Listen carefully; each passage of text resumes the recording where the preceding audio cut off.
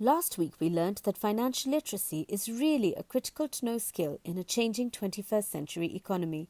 But it seems this life skill is not being taught effectively in our schools or educational institutions. So let's hear what Marilyn Pinto of the Kids Finance Initiative has to say about how we can actively make our kids money-wise and financially ready for a 21st century future. When should we be opening bank accounts for our children, and when should we be teaching them to manage their own accounts? Teaching kids about money isn't ever really about money. It's about teaching them self-control, it's about teaching them delayed gratification, it's about character and responsibility. Just piggy banks and allowances and bank accounts don't cut it anymore. We need to delve into the psychology of money. We need to get the kids to understand how to develop a proper money mindset. For example, the different things that we need to teach them to understand are why do they need to save? How does compound interest work? What does it mean to take a loan out? How does interest work when they take a loan or when they put money in the bank? We need to introduce them to the concept of investing. When, how much, when can they start? And they are fascinated by these topics. These are topics that kids love to learn about mainly because they haven't been taught about it and it's got the novelty value. So yeah, I think before we rush out and say, when can we open our kids a bank account, we need to ensure that we give our kids a proper foundation in the pillars of personal finance. What are the 7 steps parents can implement at home to make their children more financially aware or more financially literate? Number 1, start early. As soon as your child says, I want, would be a good time to start talking to them about the value of money and how money works. Number 2, don't lecture. Kids switch off when we go into lecture mode.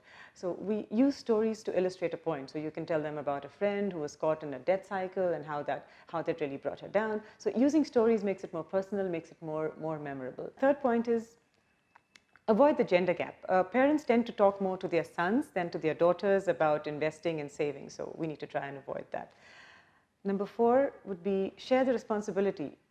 Most kids typically turn to their mom to ask about money matters, and most women play the ask your dad card, no matter how professionally capable they are, giving the idea that money is a man's domain. Again, something that we need to be careful about and avoid. Number 5, don't flaunt bad money behavior. Children learn by looking. They don't really pay attention to what we say, but they do pay attention to what we do.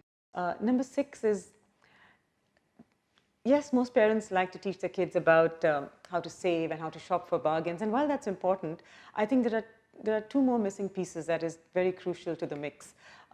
One is gratitude, and number 2 is generosity. And lastly, enroll them for a financial education course, because research has shown that kids who take a course in financial education are more likely to save, less likely to be compulsive buyers, less likely to max out their credit cards. I mean, just 10 hours of a financial literacy program can actually have significant impact on their spending and saving habits. Thank you, Marilyn, for being with us. Thank you for talking to us about what I think is a very critical skill today. Guys, Marilyn has given us such an actionable 7-step plan that we can implement from the time our kids are very young. And I think it's very important that we start them young. And I think we need to be the examples, and we need to have these discussions at home. I'd love to know what you parents think about this. How do you broach the subject at home? How do you talk to your kids about financial literacy? What tips can you share? Does mum do the talking? Does dad do the talking? If you want to learn more about what Marilyn does, please go to the website, which is going to be in the description below. Finally, guys, please like, comment, and subscribe to the channel for more episodes, and I'm always open to your suggestions. Thank you for watching, and see you next week. Bye!